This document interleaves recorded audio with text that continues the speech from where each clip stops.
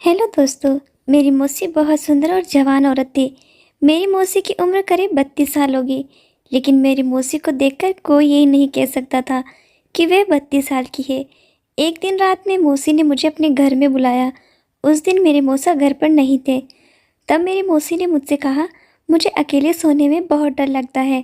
ऐसा कहकर मौसी ने मुझे अपने कमरे में सुला लिया। उसके बाद मेरे साथ जो हुआ उसे हम कभी सोच भी नहीं सकते। तो नमस्ते दोस्तों, आज की इस कहानी में आपका स्वागत है। दोस्तों, मेरा नाम अरविंद है। और दोस्तों, मेरे मम्मी पापा के गुजरने के बाद मेरी ज़िंदगी पूरी तरह बदल गई थी, क्योंकि मेरी फैमिली में अब कोई भी नहीं था और अब कोई भी रिश्तेदार मुझे अपने पास रखने को तैयार ही नहीं था। उस समय मेरी उम्र लगभग 17 साल थी। जब मेरे मम्मी पापा का अंतिम संस्कार हुआ तब मेरे सारे रिश्तेदार मुझे अकेला छोड़कर चले गए। मुझे समझ में नहीं आ रहा था कि अब मैं क्या करूं। तभी मेरी मौसी ने फैसला किया कि वे मुझे अपने घर ले जाएगी। मौसी ने कहा, तू मेरी बहन की आखिरी निशानी है, मैं तुझे अकेला नहीं छोड़ सकती। लेकिन मेरे मौसा को ये पसंद नहीं आया। वे गुस्से में बोले, मैं इसका पालन पोषण कैसे कर सकता हूँ, इसे किसी अनाथालय में भेज देना ही ठीक रहेगा। ये सुनकर मुझे बहुत बुरा लगा, क्योंकि अब मेरा भविष्य मेरे हाथ में नहीं था, बल्कि दूसरों के फैसलों पर निर्भर था। मगर मेरी मौसी ने मौसा जी से हाथ जोड़कर कहा, आप इसे अकेला कैसे छोड़ सकते हैं? अरविंद पहले ही बहुत दुख झेल चुका है। लेकिन मौसा जी तब भी मुझे अपने साथ ले जाने के लिए तैयार नहीं थे। मौसा जी ने कहा, किरण, तुम्हें पता है कि मेरी कमाई बहुत कम है, उसमें घर चलना भी मेरे लिए बहुत मुश्किल हो रहा है और अब मैं इसकी जिम्मेदारी कैसे ले सकता हूँ? तब मौसी ने कहा, हम इसके घर को किराए पर लगा देंगे और जीजा जी की दुकान भी किराए पर दे देंगे। इससे अरविंद की परवरिश में आप पर कोई बोझ नहीं पड़ेगा। तब मौसा जी ने कोई जवाब नहीं दिया, बस सिर हिलाकर हाँ कह दिया। लेकिन उनके चेहरे से साफ लग रहा था कि वे अभी भी खुश नहीं है। आखिरकार मैं मौसी के साथ उनके घर आ गया। अब मेरी मौसी मेरी बहुत देखभाल करने लगी। लेकिन वे मेरी देखभाल सिर्फ इसीलिए कर रही थी ताकि उसकी ज़रूरतें पूरी हो सके। वैसे मेरी मौसी का घर 5 कमरों का था। उसमें से एक कमरा मुझे दे दिया गया, जो बहुत छोटा था।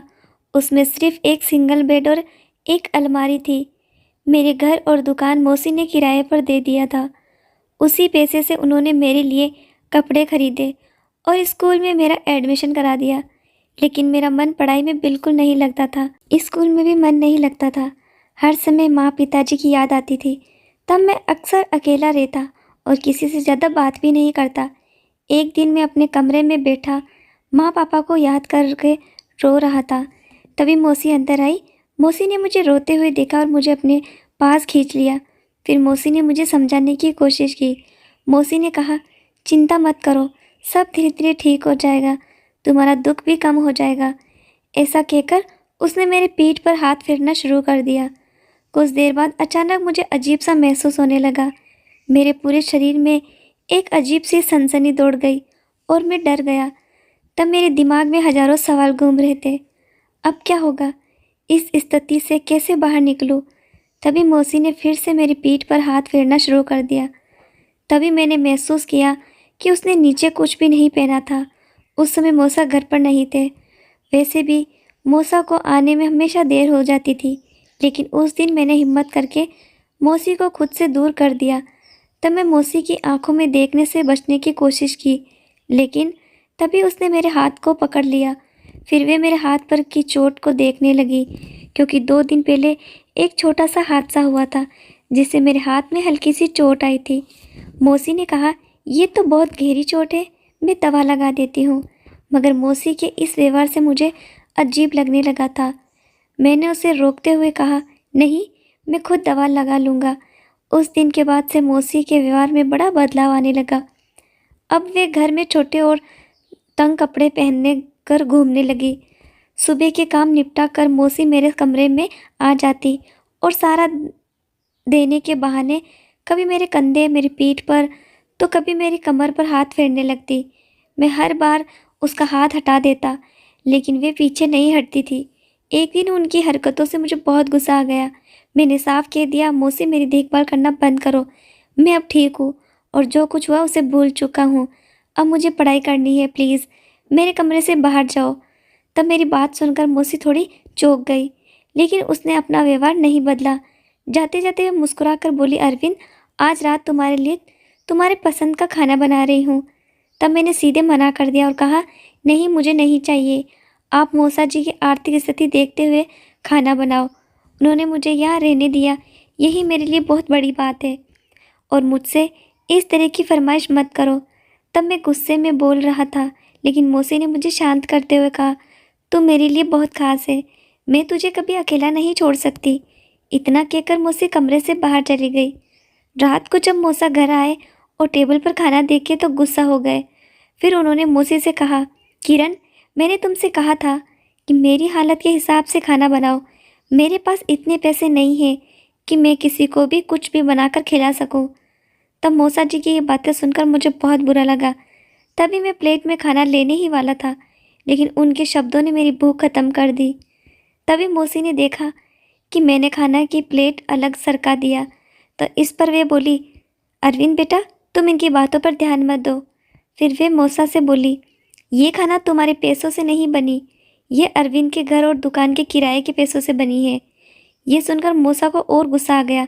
उन्होंने कहा, अगर अब तुम इस तरह से हिसाब रखने लगी हो तो ठीक है, ये खाना मेरे पैसों से नहीं बना तो मैं इसे क्यों खाऊंगा।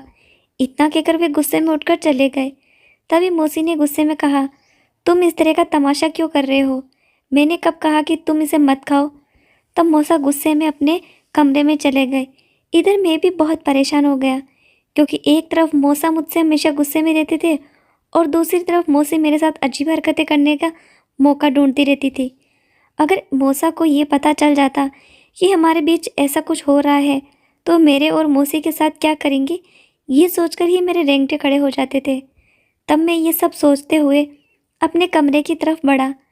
तभी मौसी ने मेरा हाथ पकड़ लिया और बोली, छोड़ो ना, उनको तो रोज़ का ही ड्रामा है, तुम बस बैठो, तुम्हारे लिए ही मैंने खासकर स्पेशल खाना बनाया है। और मेरी इच्छा न होते हुए भी मुझे उसे खाना पड़ा। फिर मैं खुद ही अपनी थाली में खाना लेने लगा। तभी मौसी बोली, आज मैं तुम्हें अपने हाथों से खिलाऊंगी। फिर ये एक कौर को मुझे खिलाते और दूसरा खुद खा लेती। तब उसकी नज़रें अजीब तरह से मुझे घूर रही थी। वह मेरी मौसी थी, लेकिन उसकी हरकतें देखकर मेरे मन में अजीब अजीब ख्याल आने लगे। तभी वे बोली, अरविंद तुम्हें देखकर लगता ही नहीं कि तुम सिर्फ 17 साल के हो, बल्कि तुम तो किसी फिल्म के हीरो जैसे लगते हो। दोस्तों, मौसी भी किसी हीरोइन से कम नहीं थी, लेकिन उनकी हरकतें बहुत अजीब थी। शायद इसी वजह से वे मुझसे इतने करीब आने लगी थी। मौसी की शादी के 8 साल हो चुके थे, लेकिन अभी तक उनका कोई बच्चा नहीं हुआ था, और शायद इसीलिए वे और मौसा हमेशा झगड़ते रहते थे। जब भी मौसा घर आते तो न किसी पर बात पर दोनों बहस हो जाती थी। एक दिन मैं नहाकर वॉशरूम से बाहर निकला और बाल पहुँचते हुए अपने कमरे में चला गया। तभी मौसी मेरे कमरे में आई और बोली, अरविंद नाश्ते में क्या खाओगे। तब मैंने जवाब दिया, मौसी जो रोज़ बनता है वही खा लूँगा। इतना कहकर मैं फिर से तौलिए से अपने गीले बाल पोंछने लगा। तब जल्दी से होने के कारण मैंने तौलिया टेबल पर ही रख दिया। स्कूल के लिए तैयार होने लगा। तभी मैं मौसी मेरे पास आई और बोली, तुम्हें तो अपनी देखभाल करनी भी नहीं आती। फिर उसने मेरा हाथ पकड़कर मुझे बेड पर बिठा दिया और खुद तौलिया लेकर मेरे बाल पोंछने लगे। तब मुझे ये सब बहुत अजीब लग रहा था, क्योंकि मैं अब छोटा बच्चा नहीं था कि मौसी मेरे सारे काम करे। मैंने उसे रोकने की बहुत कोशिश की, लेकिन तभी अचानक दरवाज़ा खुला और मौसा सीधा कमरे में आ गए। मौसा ये सब देखकर गुस्से में लाल हो गए। फिर उन्होंने गहरी आवाज़ में कहा, तुम्हें सिर्फ इसकी ही चिंता है, बाहर आओ और मुझे नाश्ता दो, मुझे देर हो रही है। इतना कहकर मौसा गुस्से में कमरे से बाहर चले गए। तब मैंने तुरंत मौसी से कहा, मैं खुद अपना सिर पहुँच सकता हूँ, आप जाइए और मौसा जी को नाश्ता दीजिए। फिर मैंने मौसी के हाथ से तौलिया झटके से लिया और बेड पर फेंक दिया। फिर जल्दी से अपने बाल ठीक किए को स्कूल बैग उठाया और बिना नाश्ता किए घर से निकलने लगा। जैसे ही मैंने दरवाजे से बाहर कदम रखा, मौसा जी की तेज आवाज़ सुनाई दी, तेरे दिमाग में गोबर भरा है क्या। अरविंद अब छोटा बच्चा नहीं, वह जवान लड़का है और तू बेधड़क उसके कमरे में घुसी चली जाती है। मुझे अब समझ में आ रहा है तुम दोनों क्या कर रहे हो। तब मौसा जी की इन बातों ने मेरे कदम वहीं रोक दिए। एक पल के लिए तो मैं कुछ समझ ही नहीं पाया। फिर मेरे दिमाग में तरह तरह के ख्याल आने लगे। फिर मैं सोचने लगा कि मेरे साथ ये सब क्यों हो रहा है, लेकिन मुझे कुछ भी समझ में नहीं आ रहा था और मौसा जी की बातें मुझे बहुत अजीब लग रही थी। मैं फिर सोचने लगा कि शायद मौसा जी गुस्से में ये सब बोल रहे हैं। उस दिन मेरा किसी भी काम में मन नहीं लग रहा था। शाम को जब मैं घर लौटा तो मैंने शांति से बैठकर सोचा और फैसला किया कि मुझे जल्दी से जल्दी अपने पैरों पर खड़ा होकर इस घर से निकल जाना चाहिए। लेकिन जो कुछ उसके बाद हुआ उसने मेरे होश ही उड़ा दिए। रोज़ रात को मौसी मुझे दूध और बादाम देती थी और कहती थी, इसे खाकर सो जाओ, इससे तुम्हारा शरीर तंदुरुस्त रहेगा। तब मैं रोज़ दूध और बादाम खा लेता था, लेकिन जैसे ही मैं दूध पीता मुझे इतनी गहरी नींद आ जाती कि फिर चाहे कुछ भी हो मुझे होश ही नहीं रहता। सुबह उठने के बाद मुझे बहुत अजीब लगता था, जैसे मैंने कोई भारी काम किया हो। मेरा शरीर बहुत थका हुआ महसूस होता था, लेकिन मैं इसे नज़रअंदाज कर देता था। एक दिन मैं अपने कमरे में पढ़ाई कर रहा था, तभी मौसी दूध लेकर आई और बोली, अरविंद बेटा लो दूध पी लो।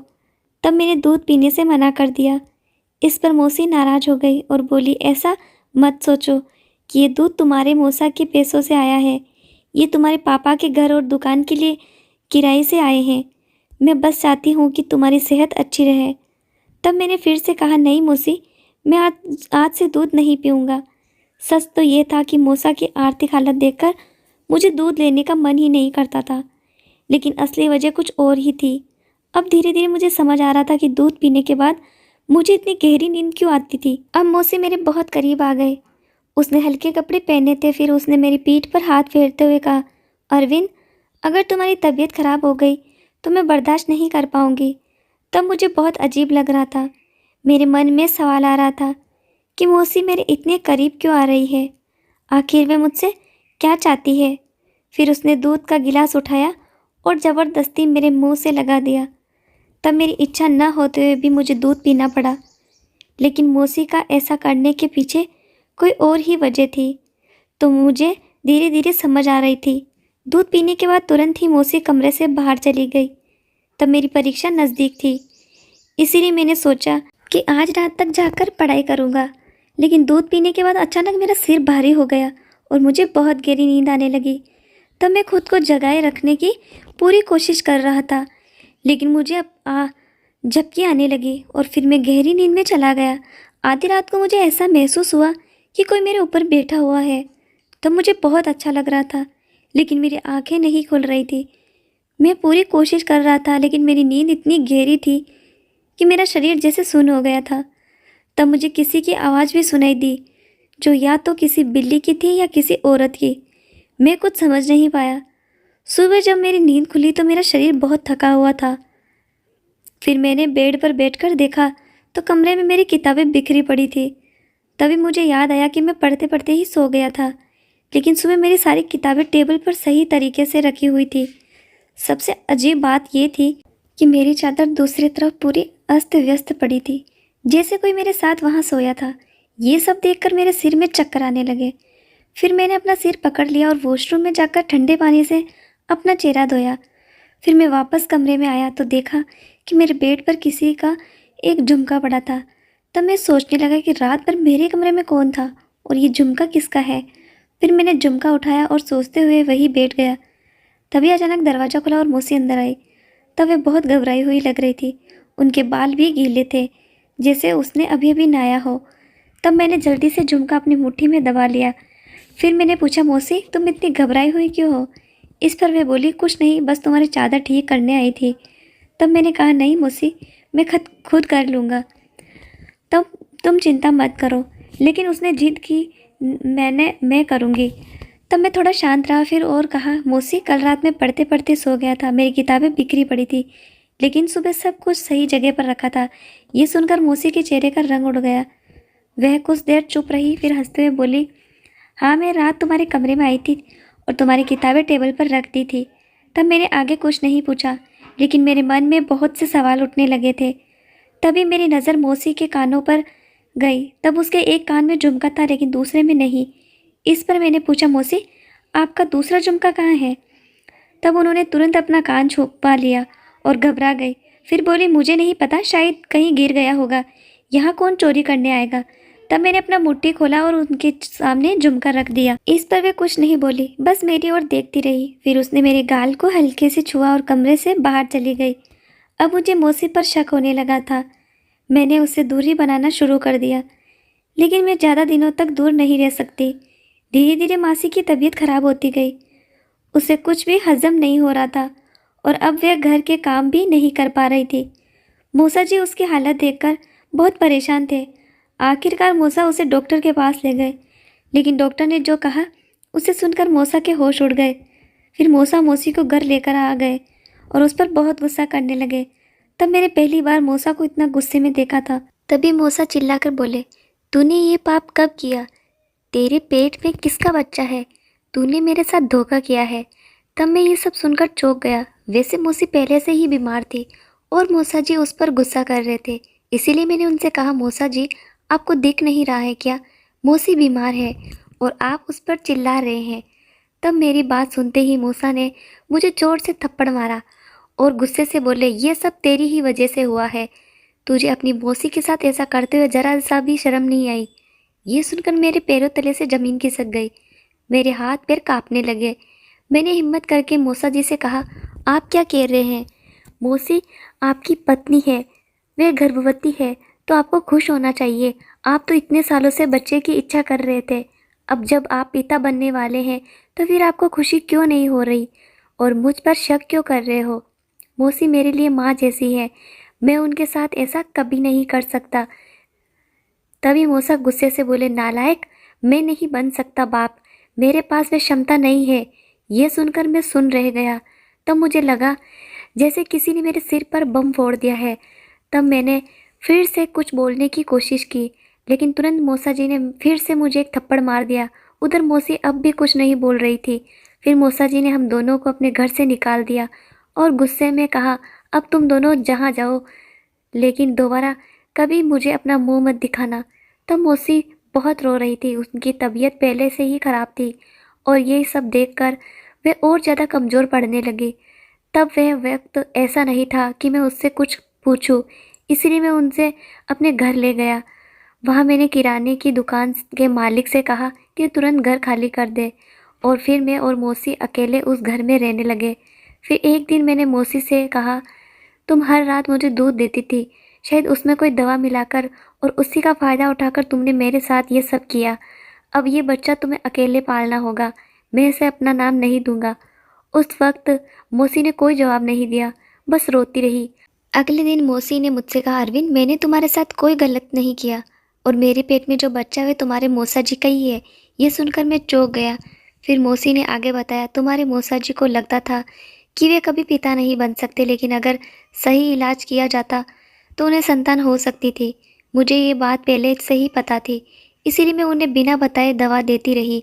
दवा खाने के बाद उनके पिता बनने की संभावना बढ़ गई थी, लेकिन अगर मैं उन्हें सच बताती तो मुझ पर कभी विश्वास नहीं करते। और तुम्हें जो दूध देती थी उसमें सिर्फ नींद की दवा होती थी, ताकि जब मैं तुम्हारे मौसा जी से मिलूं तो तुम कुछ महसूस ना करो और चुपचाप सो जाओ। मैंने तुम्हारे साथ कुछ गलत नहीं किया, तुम तो मेरे बेटे जैसे हो। तब मौसी मुझे ये सब बताते हुए बहुत रोने लगी।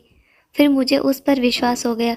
फिर समय बीतता गया। फिर मौसी ने एक प्यारे से बेटे को जन्म दिया। फिर उसने मौसा जी को एक संदेश भेजा, ये बच्चा तुम्हारा ही है।